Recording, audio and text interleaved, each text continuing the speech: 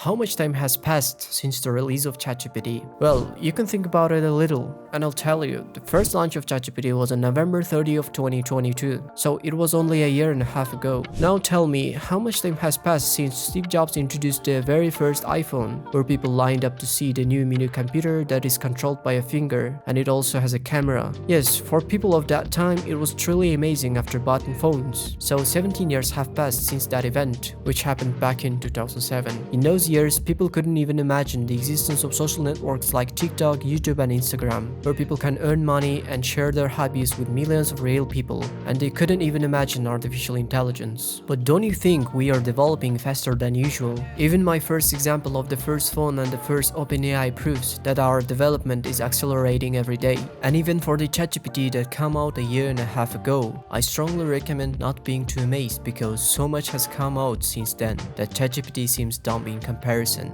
If you saw yesterday's Google presentation, you might say, what's happening to this world? Because they showed so many things involving AI that it blows your mind. This presentation could already be preparing us for a new future. If you haven't seen it, I can explain what they created in more detail and in plain language while we were sleeping. And they say this is just the beginning. So, if you're interested, let's start.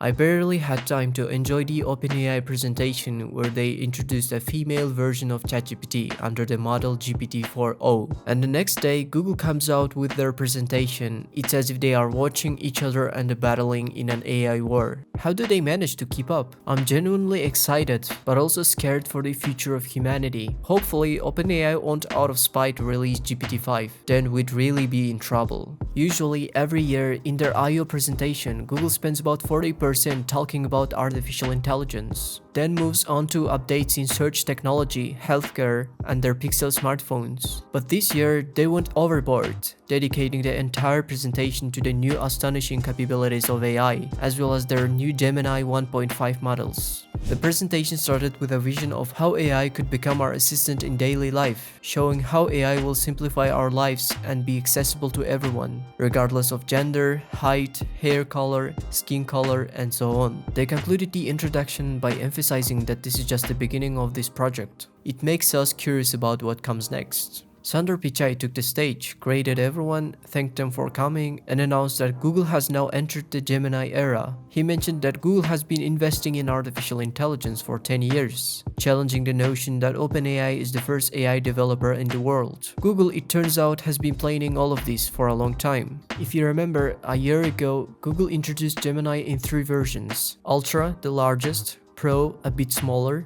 and Nano, the smallest, used in their Pixel smartphones. This AI was designed with multiple modes, meaning it's multimodal, capable of interacting via chat, generating images, using sounds, cameras, and more. Essentially, Gemini is supposed to do everything a human can. They continued experimenting, and a year later, they released the new Gemini Pro 1.5 model. This model is simply amazing. It can process 1 million tokens, which is about 4 million characters. For comparison, GPT 3.5, which we used for free, can handle only 16,000 tokens, 64,000 characters. GPT-4 Turbo, available in the paid version, can process 128,000 tokens, 512,000 characters. To give you a sense of the scale, 1 million tokens would be like copying 5 books at once, and asking the chatbot to summarize them without spitting out those annoying errors like, "The message you sent was too long, please restart the conversation and send something shorter," as GPT 3.5 does. And that's not all the features of Gemini 1.5. First, they demonstrated an example with Google Photos and Gemini.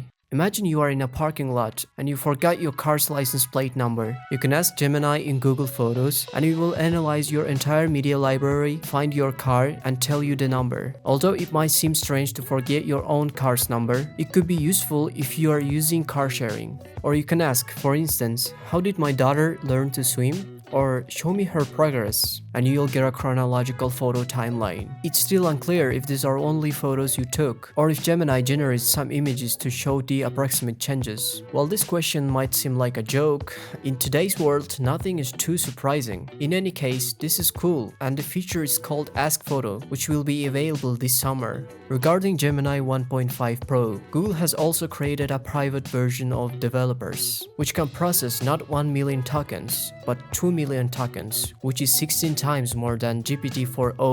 You might wonder why we need such a large context window for a chatbot. According to Google, soon you might be able to input an infinite number of words. At least that's their goal. Next, they showed Gemini in Google Workspace, where Gemini analyzes all the emails from school and even text from documents in the emails, extracting all the important information and facts, such as assignments given by the teacher or important news from school. You can even attend a parent-teacher meeting in Google Meet, record the video, and leave, while Gemini summarizes the main points about your child. This can be very convenient for busy parents. Another application of Gemini is a Notebook LM, a tool for writing and research based on the information you provide. This is mainly designed for teachers to simplify their work, but if you are a student, you could use it to create mini cheat sheets for exam preparation, focusing only on the subjects you need, rather than extraneous facts that current GPT 3.5 might provide. You can place all the materials you covered in one semester in the left column: books, presentations, files, images, anything. AI will create a guide, summary, and even tests based on these materials. There's also a feature called Audio Overviews, where AI organizes a discussion based on these materials in real time. For example, in a presentation, they ask AI to explain their son Jimmy how physics works using basketball as an example. The AI explained that when you throw a ball, gravity comes into play, and so on. This is very useful if you want to make boring studies more interesting and understandable. All these things Google calls AI agents, which can reason, plan, remember several steps ahead, work across apps and systems, and all under human control. For instance, they demonstrated a return of sneakers. Gemini found the receipt, filled out the return form, and arranged for delivery. You can tell Gemini that you are moving, and it will research the area for you, find a dog walker, and update your address in several of your accounts. But this is all in the future. Google's goal is to make AI accessible to everyone and use its power for good. If all this complex and incomprehensible, remember how people reacted to food delivery apps and smartphones. People didn't foresee that soon everyone would have a phone in their pocket. Nowadays, almost everyone has a smartphone, and in each one, there's Google and YouTube, which are Google's products. That's why I trust them.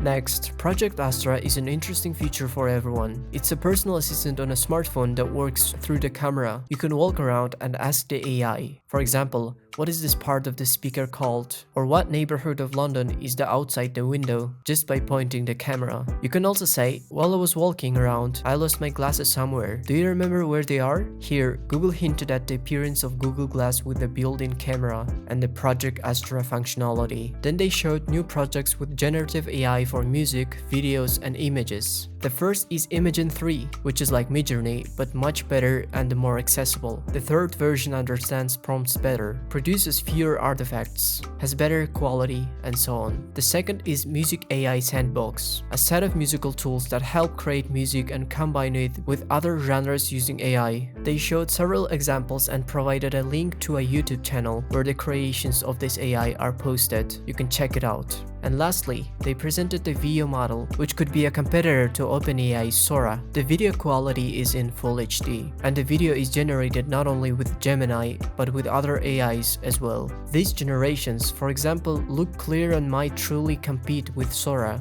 Now about the search engine, which is the foundation for Google. They've been improving and adapting it for more than 15 years, making it different. This is understandably their main function, so they left room for it in the presentation. There is, for example, the AI Overviews feature, which explores all the sites with your query, finds the main points, and compiles them for you in a structured and factual manner. In the end, you get a comprehensive answer. You can ask several questions in one query, such as find the best yoga studio in Boston, show their prices and walking time from Beacon Hill. Google will provide a structured response with links. You can ask the search engine to create a 3-day meal plan, and it will immediately provide you with links to recipes for each day without fast food and other unhealthy stuff. Idea generation is also available. For example, you write that you need a dinner place for an anniversary, and the AI will analyze all the restaurants in the city and categorize them by groups, with live music, terraces, rooftops, etc. But the most interesting part is that soon you'll be able to ask the search engine questions using video. They showed an example with a turntable, asking why the turntable head doesn't stay in place. Gemini recognized the turntable model and provided several solutions to the problem. This is really useful.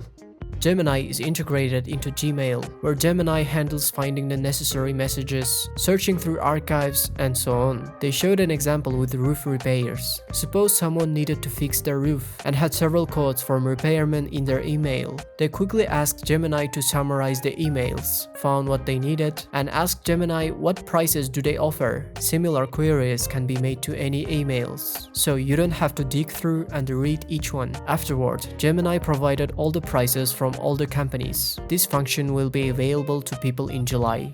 Gmail, Drive, Docs, Calendar all work together, and the information in them naturally intersects. Gemini works efficiently in them. They explained with an example. You have a sister who asks for help with expenses, and the email is filled with the receipts, reviews, notes, etc. You open the first email, and Gemini on the side panel offers to optimize working with receipts. We proceed. Then the AI creates a record of expenses in two file types. For example, in Google Sheets, it organizes all the expenses into columns and tables. These look really nice. You can even see where the money went in a chart. It really looks like magic. Basically, I've told you everything useful from the presentation. The other features mentioned will be used by some and perhaps rarely by us. But what remains is to wait for new versions. Yes, Google mentioned 4 to 5 times in the presentation that Gemini has 1 million tokens. Enough, Google, we got it, I wanted to say, but alas, they can't hear me. But I'm interested in what the future holds because AI has achieved such results in 2 years. What will happen in, say, another 2 years, 5 years, etc.? Well, we will find out soon enough. Goodbye, everyone.